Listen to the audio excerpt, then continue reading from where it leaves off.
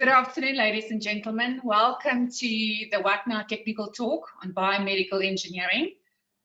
Just a few webinar considerations for yourself. Attendees are reminded to ensure the volume is turned up on your device.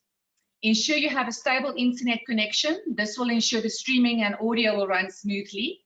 Attendees can ask questions via the questions pane located within the GoToWebinar control panel. By default, the control panel is located on the right-hand side of your screen. The chat function is reserved for webinar organizers and panelists to communicate with attendees. Attendees will not be able to chat with each other, however, are encouraged to ask questions. A recording of the presentation will be made available on the SAIEE YouTube channel, SAIEE TV. The recording will also be made available on the SAIEE website. Past presentations can be viewed on our website under the Events drop-down menu in the section Past Events and Webinars. This page is updated regularly, so ensure you check back as often as possible for new uploads and subscribe to our YouTube channel for more uploads. A certificate of attendance will be issued a few weeks after today's webinar, once we have received the CPD validation number for this webinar from EXA. I give to you just briefly, I am your host, Minx Avrabos, Managing Editor of the wattnow.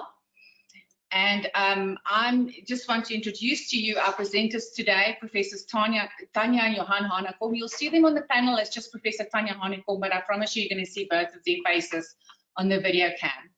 Just a quick rundown. The Hanekoms are a husband and wife team in bioengineering in the Department of Electrical, Electronic and Computer Engineering at the University of Pretoria. Both are professors in biomedical engineering. They have worked together in Cochlea Implant research since the early 1990s. Johan is the group head of bioengineering at the University of Pretoria and has been involved with Cochlea Implants since 1988, when the first house/3M single-channel CIs were implanted in South Africa. Tania is a recipient of numerous major teaching awards. They've published in many high-quality international journals within their fields of speech, perception, and the auditory neurosciences, and have presented their work at many international conferences with over 100 research inputs. I give you now Professor Hanekom. Oh, okay. Sorry, I'm just gonna, there we go. Okay. Okay, good day, ladies and gentlemen. I'm Professor Tania Hanekom, and hi all. Thanks for joining. Johan Hanekom on this side. Okay, right. So show our screen. Show our screen. There, you should be able to see the screen. Yes. Okay. So I'll start out. So our talk today is on bioengineering or biomedical engineering, and specifically, we're going to talk about some of our research work. Which is about person-specific computational models in Cochlea implants, which is a rather big mouthful. And I'll give an introduction just to explain what exactly this is about. So let's start. Let's just this first slide there. That one. Okay, there you go. All right, so by way of introduction, bioengineering is an entity at the University of Pretoria that does research in bioengineering or biomedical engineering. The people that you see on the screen there are the permanent members of our group, including a person from anatomy that is a member of bioengineering. And then we have a large number of postgraduate students at master's and PhD level as well that are part of our research group. The building in the background is an Engineering 3 building on the main campus of the university, and our offices and labs are up there. Okay, let's go. So, sorry about that. Okay. Right, so bioengineering is a field of research which covers the intersection or the interface between medicine, biology, and engineering. So the idea is that you use tools from engineering or methodology from engineering or technological solutions from engineering to solve problems within medicine and biology. Okay, so that's a brief summary of where exactly bioengineering fits in. And one slide down. So A major part, or the major part of our work, is on hearing, and specifically hearing implants for deaf individuals, and that's what we call a cochlear implant. So the cochlea is this part here. This is the inner ear. So what would usually happen is that you have an acoustic signal when you listen to sound traveling through the auditory canal that travels into the cochlea via the middle ear structures, and then there's a transduction from acoustic signal to electrical signal that's conducted on the cochlear nerve to the central processing parts of the brain that are not shown here. The cochlear implant is a device that stimulates the inside of the cochlea, essentially the nerve fibers that enter the cochlea, electrically. So this is used for people that have sensory neural hearing loss. So in other words, they cannot be helped by a normal hearing aid, and we need to electrically stimulate nerve fibers to elicit sound. Yep. All right, so the cochlear implant device shown here, that looks like a normal hearing aid, but it's a far more advanced piece of equipment. So it's advanced speech processor that's attached on the outside. This talks to an implanted part, so they have an RF link or a telemetry link to an inside part, and the implanted part, which I'm not showing now, then consists of a set of electrodes and a decoder section. So most of the work is done on the outside, most of the processing is done on the outside, and then you have electrical stimuli in the inside that reflect the sound, so a processed version of the acoustic sound on the outside. So that's essentially how the cochlear implant looks. Yep, next one. All right, so why do we do this work? Why do we need to work in cochlear implants? Cochlear implants are well-established commercial devices, but there are many issues that are still not resolved. And this slide shows some of them. So if you look at this graph on the left-hand side, this shows what happens in noise. If a person listens in noise, that normal hearing NH, CI for cochlear implant listeners. And on this axis, on the y-axis, we have a speech reception threshold, which is a measure of how well you hear in noise, or speech perception in noise.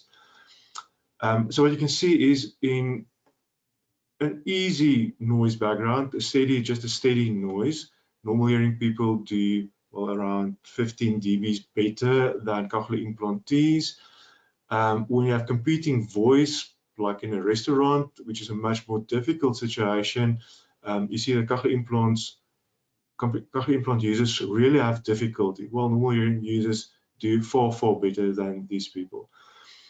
So we have a lot of internal processing in the auditory system that is clearly not well replicated yet in cochlear implants, but this is not just an issue in the processing on the device, but also in a number of factors relating to the cochlear implant user herself or himself. And when my wife talks a little bit later, she'll explain more about that. Similarly, music perception is not good for cochlear implantees. So melody perception on this side, you can see the cochlear implantees don't do well at all relative to normal hearing people. Tone perception, this was specifically from a Chinese study by Zheng. So tone perception here refers to tonal languages, and the cochlear implantees using implants there with tonal languages don't do too badly compared to normal hearing, but still it's not close to normal hearing. There's a huge problem in terms of interperson variability in performance. You'll find some users that are really good at using the implants and they cope well, and it's sometimes difficult to spot them, sometimes difficult to see that this person is not a normal hearing person. And then you get the other end of the spectrum where people really don't do well at all, where they get some benefit and can distinguish environmental sounds, but really have very little speech perception. Another issue is facial nerve stimulation, and what happens there is that when you stimulate the auditory nerve, you also stimulate the facial nerve that's very close to the auditory nerve, And that's a big problem because then you get a facial twitch while you listen to sound. And for many cochlear implant users, this becomes a major issue. All right, okay, the next one. All right, so our research approach, because we're engineers, of course, is to use modeling. So we have various different types of computational models to work on the cochlear implant problems. And then we use neurophysiological data from literature, or we also have research partners that assist there with measurement of neurophysiological data. So these would be not human data typically, but animal data. But we also, in our work, need perceptual data. So these we measure ourselves, usually also use data from the literature. And all of these act as parameters in our computational models. So if we zoom into that top computational model block, I can explain what we're trying to achieve.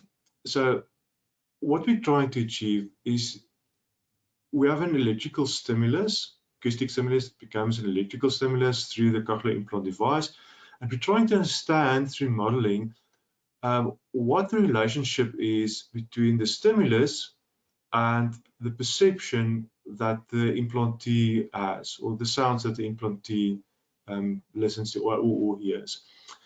And to do that, we have a number of different types of modeling, but these are the major modeling types that we have in the group.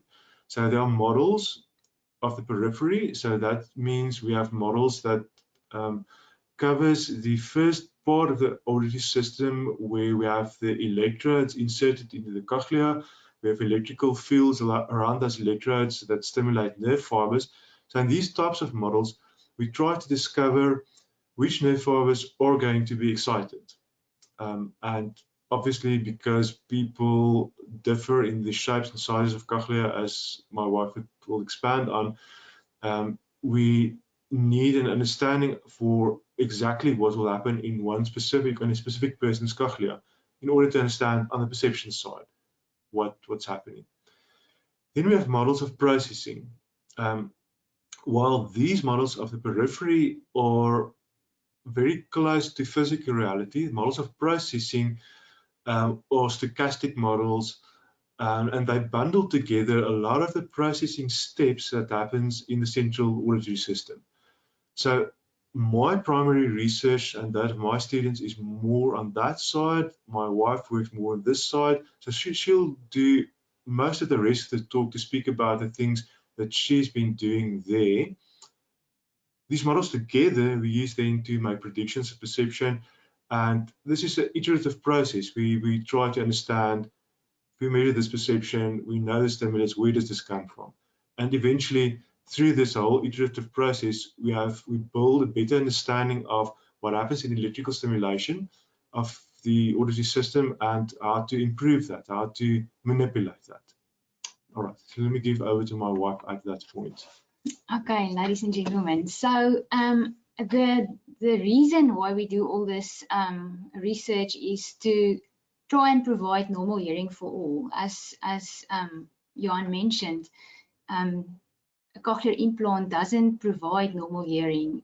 It makes a deaf person hard of hearing, but it's not normal hearing. So we really try to understand how could we provide normal hearing to all people.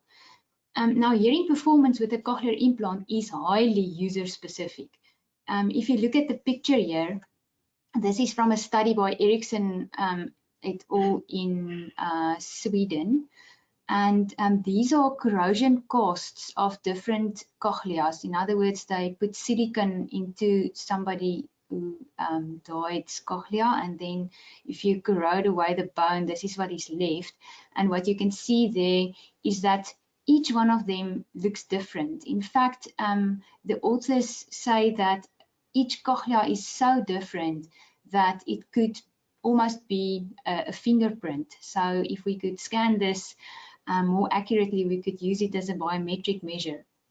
So the problem is that the cochlear implant is not a package solution. It's not a plug and play type of thing. So while there are programs and so that assist an audiologist to program a device for a specific user, there are still very specific ways in which it is done, and that doesn't always result in the perfect or a good program for a specific person, especially if there are other problems.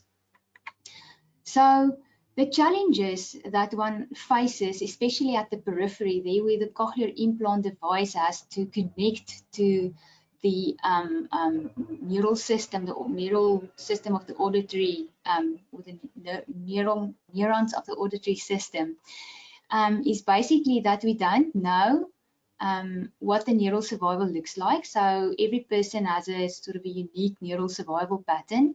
The cochlear anatomy varies, as you just saw. Cognitive processing varies among different people.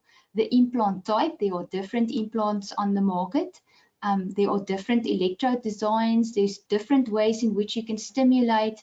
And then obviously, because the cochlear anatomy differs and you have different electrode designs, you definitely have an variance in the intracochlear electrode location.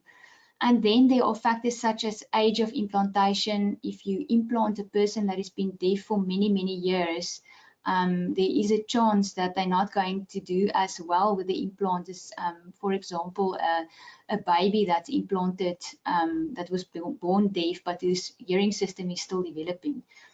And then there's the biophysical interface, just the way in which the currents flow inside the volume around the electrode, and cochlear health, etc. So there are a lot of different factors that are difficult to disentangle that one has to keep in mind when you think about person specificity. So to improve hearing performance, we need to understand what the interaction between all these different factors is, and how to manipulate these factors so that we can actually produce the best possible hearing outcome for a cochlear implant user. So the cochlear implant electrode is the interface between technology and the physiology. So that is the biophysical interface, and it's very, very important because it places limitations on how information transfer can happen. In this picture, there's just a number of electrode arrays from the three main cochlear implant manufacturers, and you can see there's a vast number actually of electrodes that can be used, and that would produce often very similar but sometimes different results depending on the user and all the parameters that we just spoke about. So the niche area that our research group is working in, or one of the niche areas, is the development of user-specific computational models of the auditory periphery, so that we can address clinical challenges. So we don't only want to use our models in the lab, in our research group, we actually want to use them to help people with cochlear implants and just to figure out problems that they might experience and perhaps eventually calculate what the best programming parameters for a device would be for a specific person. So these models consist of two parts. So the first part is what we call computational anatomy, and that describes the user-specific 3D anatomy of the cochlea. And I'll get back to that just now. The other part is computational physiology, and that relates sort of to the neural excitation. And I will not speak that much about this part, but I will refer to it a little bit later on. Right. So if we want to take our models to the clinic, we have to see what we have available. So the source data for 3D model geometry generation is imaging data, and the problem with imaging data is that it's actually really poor, especially for a very small organ like the cochlea. The cochlea is about maybe 10 millimeters wide at its widest point, maybe about 6 millimeters high, and the structures are very small and very delicate. This this picture here is of it's a micro CT, a microcomputed tomography image of a human cochlea that we obtained when we were studying landmark variations for the South African population, so that we can create our models also specifically for our South African population. This doesn't look too bad. You can actually discern the turns of the cochlea quite well. So this image here is if you have that spiral and you cut it from top to bottom, then you can see in the canals, so it would spiral like this, going up like that. Okay, and on this image you can see this is a dry skull that was imaged, or actually just the temporal bone alone. That's why the resolution is quite nice. But you can see the remainder of the nerve there, the cochlear nerve, and you can see a little bit of the division there between the different canals in the cochlea, which is actually quite important information when you create a model like this. Right, so what can we see? That is a microcomputed tomography image. You can't use microcomputed tomography on people because the radiation doses are very high. So we have to rely on clinical computed tomography, and this is what you get. So you can see that it's very vague. It's very difficult to create a model from this that would be a person-specific model. So what do we need to see? This picture here is of one of our models, and I'll show you what the details are on here. So that is the upper canal in the cochlea. It's called the scala vestibuli. So we want to know where that is. And the scala media is that little blue triangle that you see there. And in the scala media is located if there are any peripheral processes left in the person's cochlea, that would end in there. So it's a very nerve fibers. Yeah, nerve fibers. Yeah, would end in there. And then we have the spiral lamina, which is a sort of a bony structure that divides the canals. We have a number of membranes. There's a basilar membrane, Royce's membrane, and so on, that we would like to see. The scala tympani is the lower canal, and that is the one where the electrode should be going in. And then there's neural tissue, that sort of yellowish part there is neural tissue. The stria vascularis is a bit there at the side. Then we want to know on the inside, I haven't cut this image so that you can see it, but on the inside there's also some structural elements that we need to see. And then obviously it's very important that we can see where the electrode lies. So that's what we want to see, but we can't really see that much. So what we start out usually is an image that we get from the clinic that looks something like this. And then there's a process where it needs to be rotated, and our anatomist on the team does this very well, so that you can rotate it in a plane that you can look at the cochlea right from the top. And then it has to be re-sliced so that we can take measurements on it.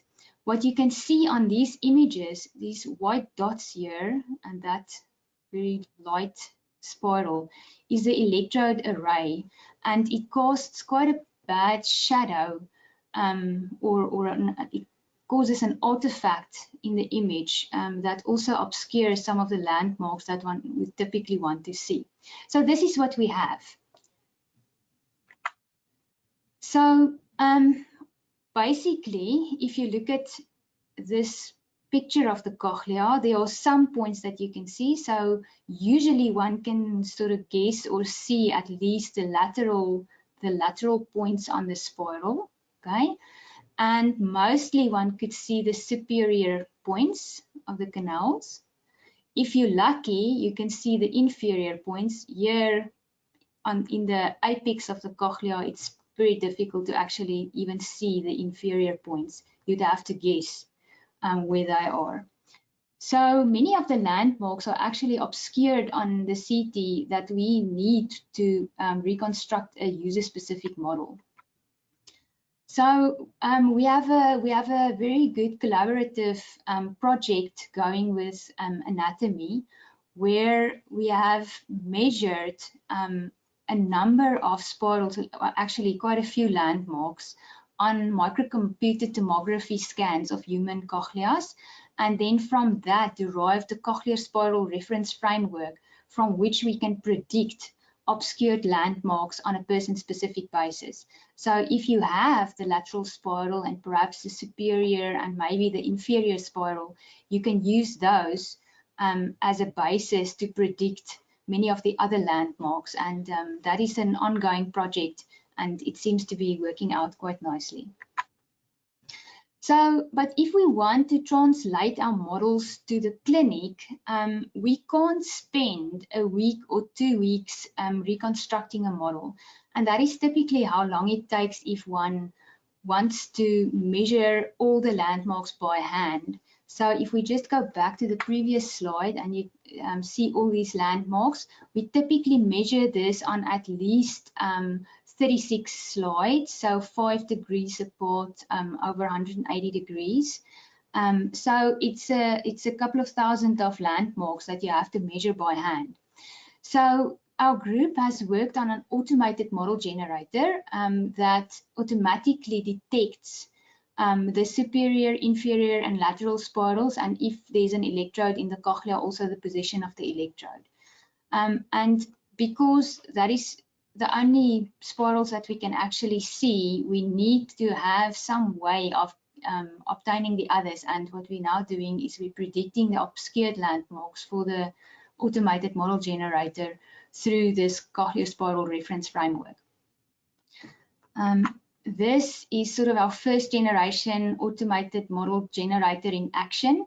And you can see that there's a basic geometry that we try to automatically map to the cochlea. It works relatively well, but our second generation generator is going to have the cochlear spiral reference framework built in, which would make this process far more accurate. These are some of the user-specific models that we generated, and you can see that was a terrible scan, but we managed to get out something that is at least something that you can work with. What was very interesting is that all three these implantees, cochlear implant users, had a scala vestibuli insertion. So the electrode is not actually supposed to be in the scala vestibuli, it's supposed to be in the scala tympani, which is the lower canal. But what happened is at some stage, the surgeons were taught an incorrect approach into the cochlea, which then resulted in the electrode being placed in the scala vestibuli instead of the scala tympani. And it was coincidental that we had 3 people that had that same approach in the study, and all 3 of them had scala vestibuli insertions. You can still hear with it like that, but there is a chance that there would be more damage when inserting the electrode if you go into the incorrect canal. Sometimes one can choose to do it or to insert the electrode into the scala vestibuli, especially if you suspect there might be facial nerve stimulation, because it's a bit more remote from the facial nerve. So what one can see then, if you look at the original CT image that looks like this, in a model one can see quite a bit more detail. So one can see that there's a chance that the electrode might have damaged the cochlear wall at this location. You can see a scala vestibuli insertion, scala tympani insertion, etc. So this kind of information can be really helpful to a surgeon and to an audiologist who needs to manage a cochlear implant user. What we've also done is to add a head model. The stimulation is not entirely inside the cochlea. So if you only use electrodes inside the cochlea, you call it bipolar stimulation.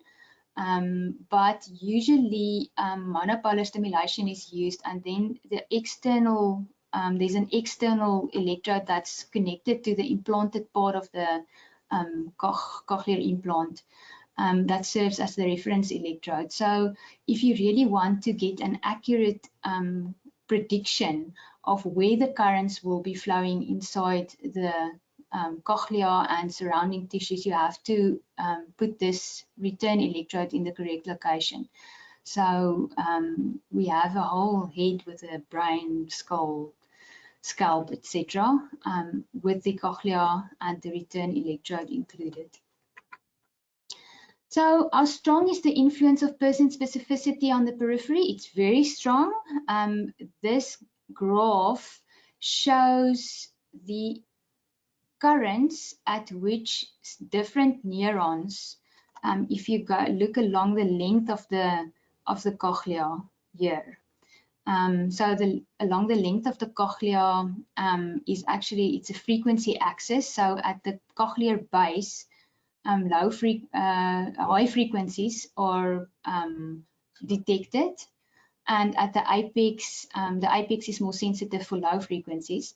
So if you look along the length of the cochlea, and these are all the different neurons that are sensitive to specific frequencies, you can see that if you put an electrode at exactly the same place, and that we can do now in the model for different people, so different anatomies, you get quite a different picture of how the neural excitation will happen. So one of the very important things that we do know affects neural excitation is exactly where the electrode is in the cochlea, so whether it's close to the neurons or far away. And the effect of anatomy is around 66% of that very big difference that one see as a result of medial versus lateral placements of electrode in the cochlea.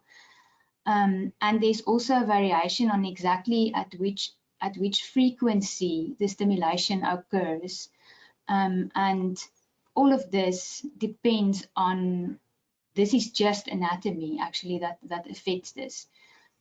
Right. So one of the things that we've been applying our models in is to work on facial nerve stimulation cases.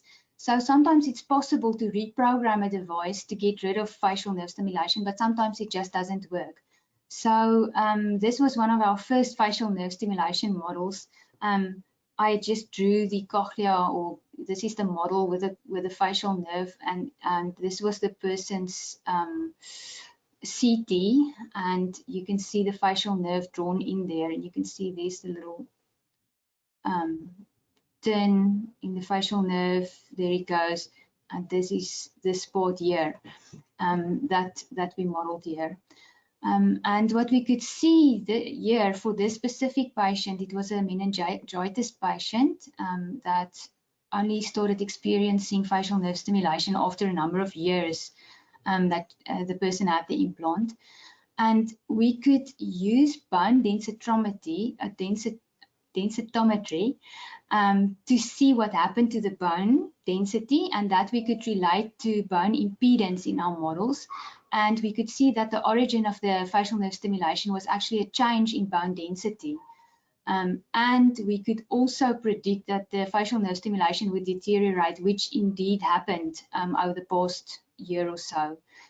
And we could also predict a possible intervention that we have done some tests on in some patients already. So our models are maturing, and we hope that they will actually become part of the implant protocol over time. And one of the things that we really struggle with is just to preserve comprehensive data for modeling purposes. Many CI patients don't have, for example, their CT data, the imaging data, and if you try to find it after a number of years, it's just gone, you can't find it. And especially if you think about the facial nerve stimulation case, where we could trace the change in the bone density over a couple of years, and then relate that to trends in bone impedance changes, you can see that it's very valuable to have data that you can use like that. So one of the things that we are speaking about to both implant users and medical professionals is that it's really important to save those data because you never know when it will be needed.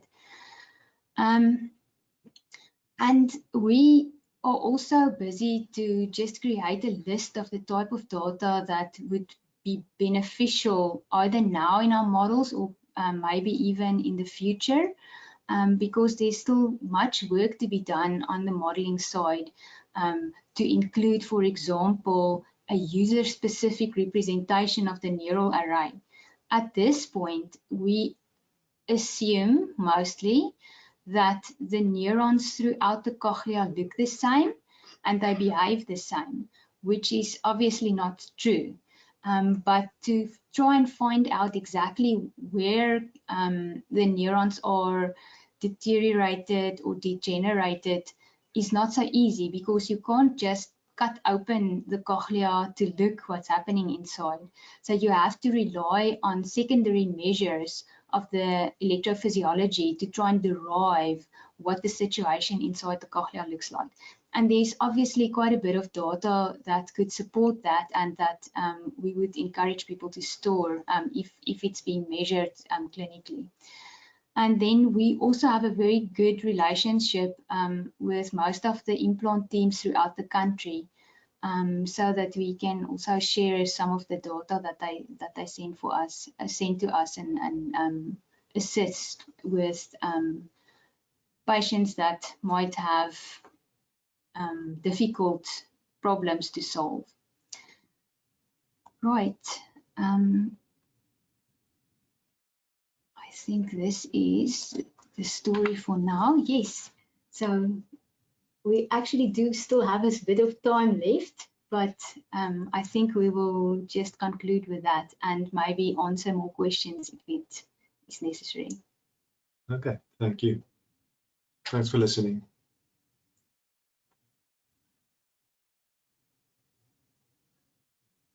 Okay, Minx.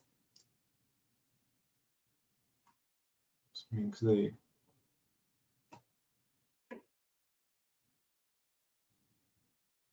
Thank you very much, professors. We really appreciate that. I've got a few questions from Khomotso Setlapelo, who is actually the chairman of our Events and Media Committee as well. He's asking, what is the economic impact of specificity of the implant? At this stage, there is nobody really caters for specificity. So in terms of just the commercial impact, I don't think there is much of an impact. I think most physicians or surgeons give the patients a choice of which implant they want to buy, but all these implants are basically very much the same or the same price.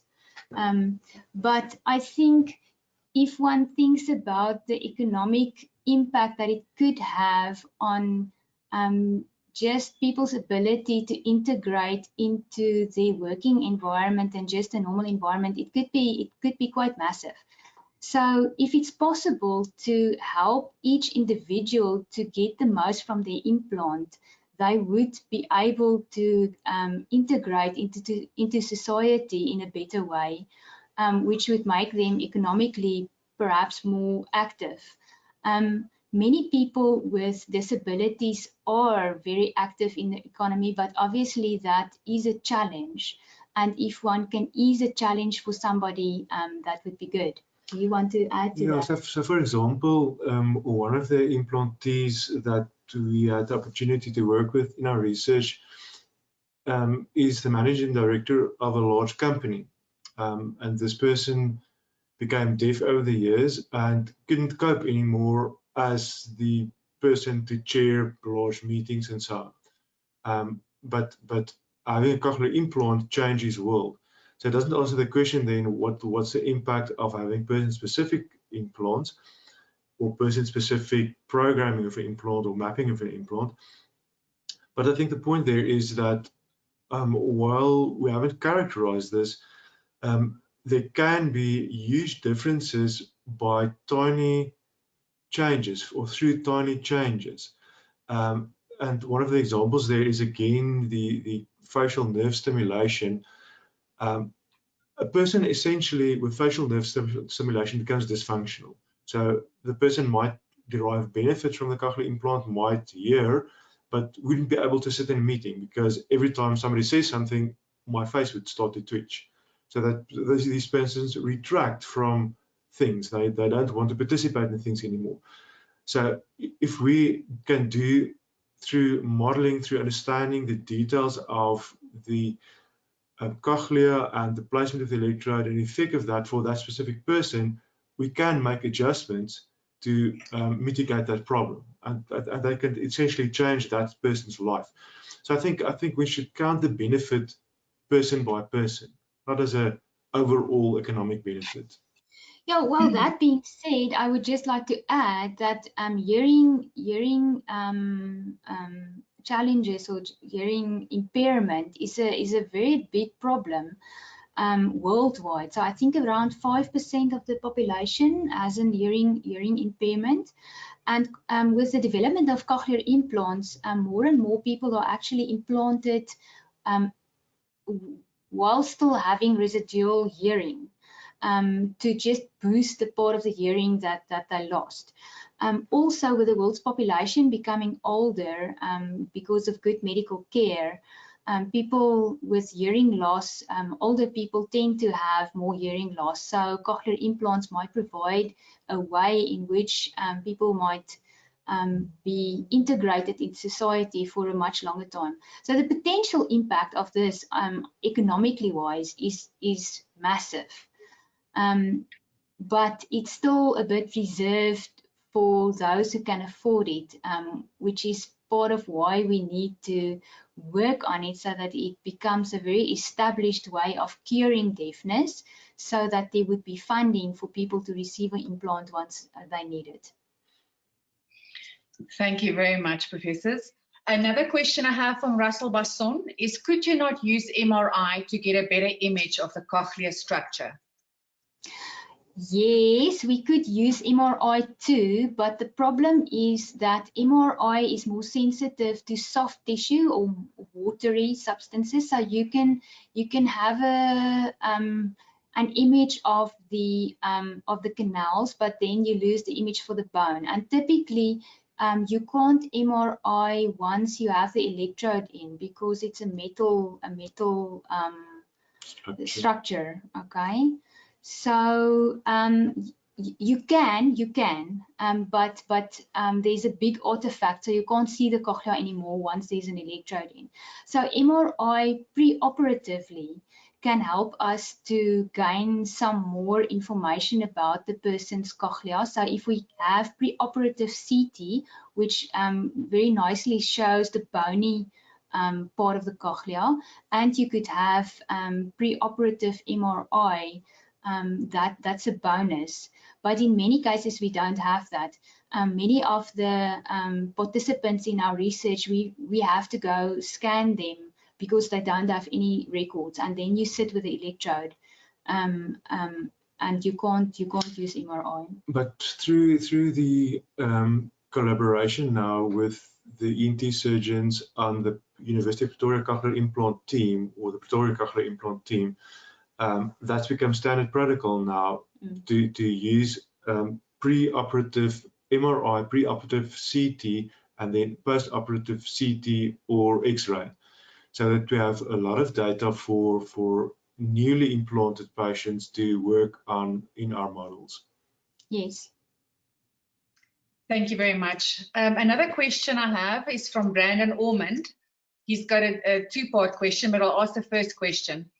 Are the issues that have come about more due to sending the signal to the brain via the nerves, or on the receiving end with environmental notice in those situations? And the second part is, and on the topic of the nerves, could you not bypass to a nerve section closer that doesn't rely on the cochlear nerves?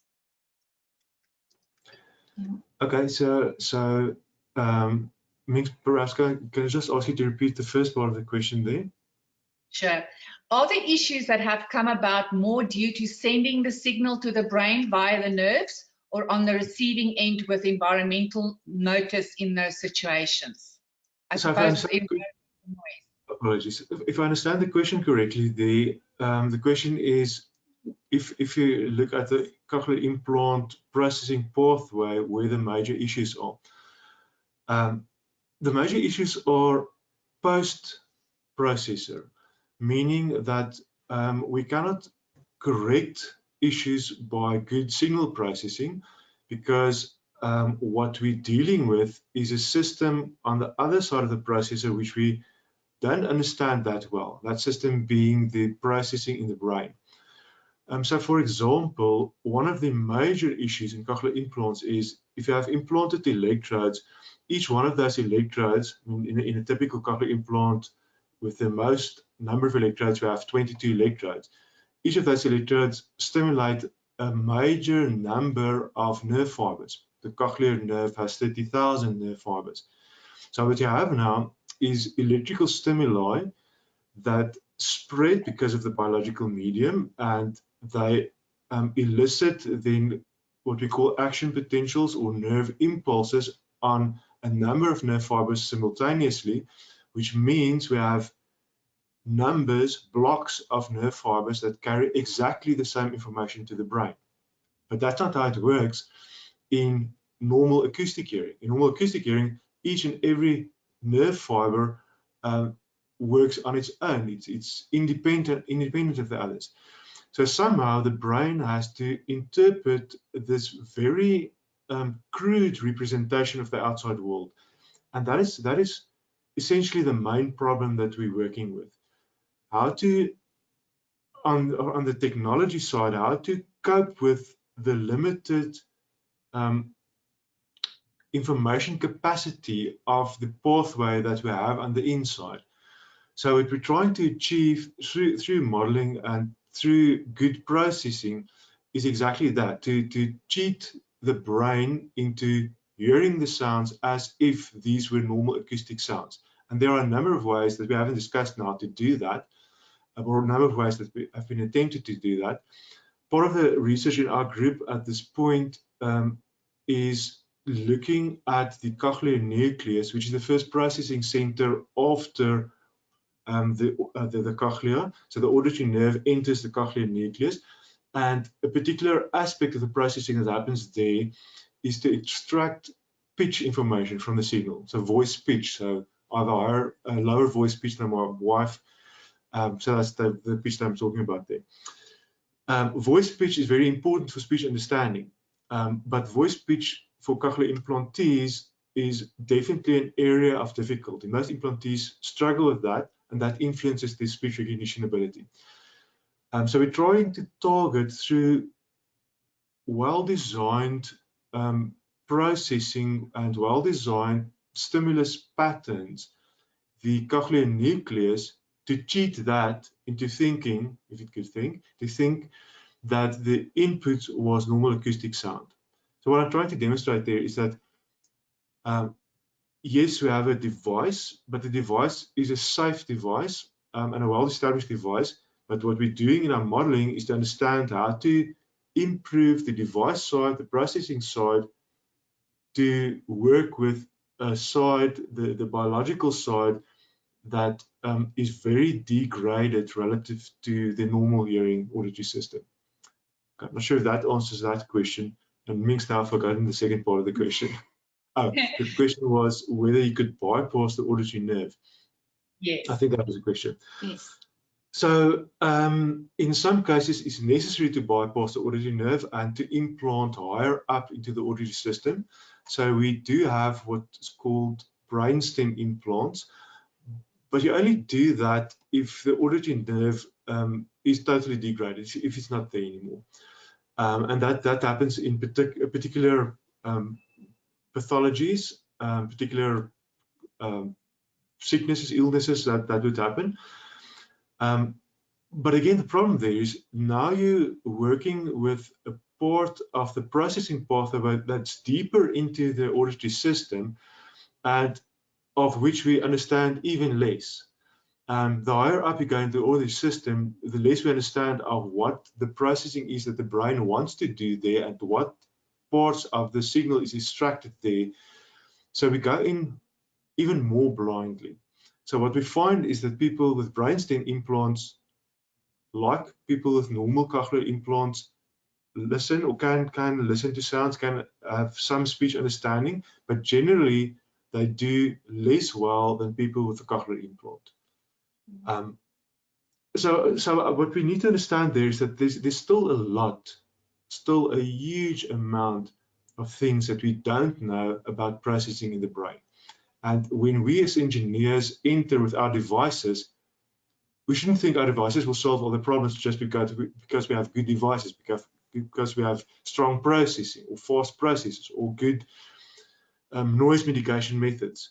We work with a system of which we don't have a very good understanding yet. And I hope I've answered that one. Thank you very much. And our last question that we'll be taking is from Tafatswa Mutsvoko, asking, have you implemented any machine learning and AI in your research? Okay, perhaps I can answer that one. We haven't done that to a large extent, although we are looking at that now, especially for the automated model generation. Because while the landmark methods are good, in the first place, you need to first identify where in a scan the cochlea is.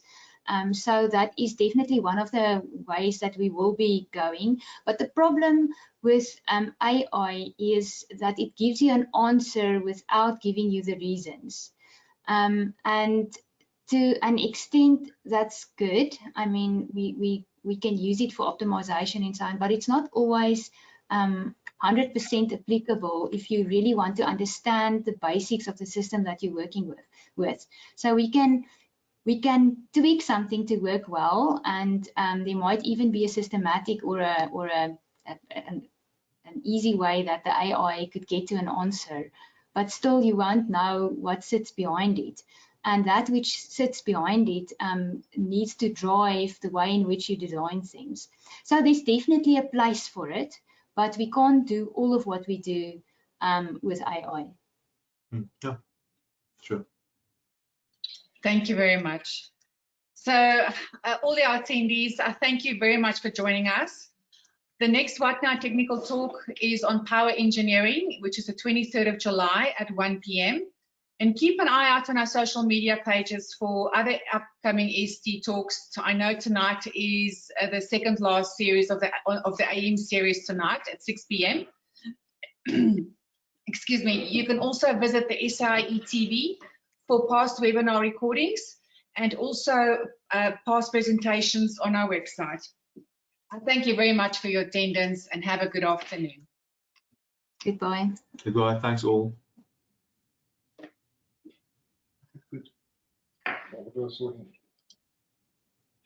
Okay,